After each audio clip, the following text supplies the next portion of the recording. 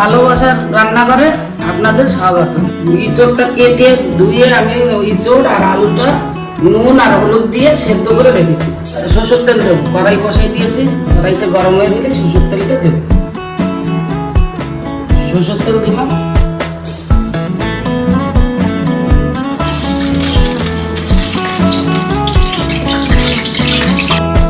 তেলটা গরম হয়ে গেছে, এবার আলুটা দেবো।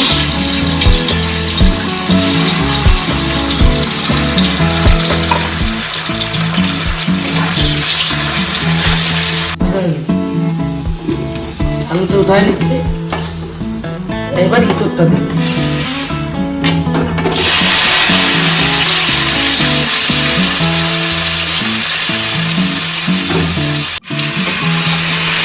আলুটা ইঁচড়টাও ভাজা হয়ে যাবে, এটাও উঠায় নিই। এবারে ইঁচড়ের ভাজার যে তেলটা আছে দিয়ে দেবো, জিরে ধরে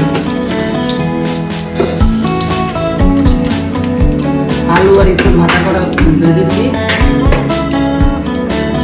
জিরে দিলাম, জিরে হয়ে গেল। আজকে হাতে বেটেছি আদা আর রসুন, ইঁচড়টা না পেঁয়াজটা দিয়ে দিলাম, ইঁচড় মশলা করে দেখুন কেমন লাগে, পেঁয়াজটা দেখে দিই। আর হাতে বাটা শুকনো লঙ্কা, ওই আদা রসুনের একটু কাঁচা মরিচটা দেবে, এটা ইঁচড়ে তেল দিয়েছি আর তেল দিতে হবে। এবারে লঙ্কা জিরে বাটাটা দেবো,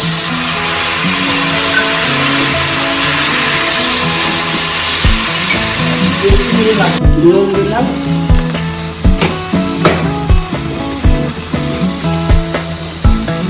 দিলাম আর একটু গরম মশলা দিলাম।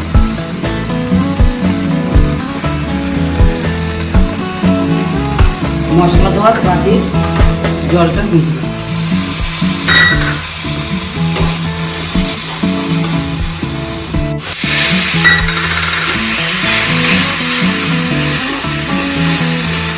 এবার ইঁচড় আর আলুটা দিয়ে দেবো, ইঁচড় আলুটা দিয়ে দেবো, ইঁচড় আলুটা দিয়ে নেড়ে চেড়ে সেদ্ধ করে দিলাম নুন হলুদ দিয়ে।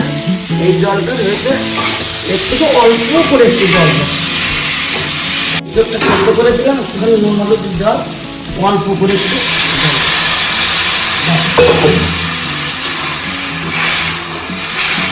3 মিনিট মতন জাল করে যাচ্ছে। দেখো কিন্তু একদম তেলটা উপরে এসে গেছে।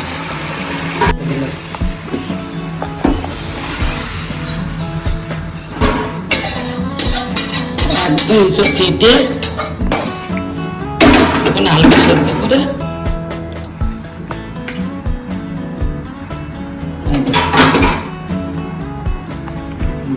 এবার আমি এই ইঁচড়টা না শুধু ভাতের সঙ্গে না, ভাত রুটি সব কিছুর সাথে ভালো লাগবে, রুটির সাথে ভালো লাগবে, ভাতের সাথে ভালো লাগবে।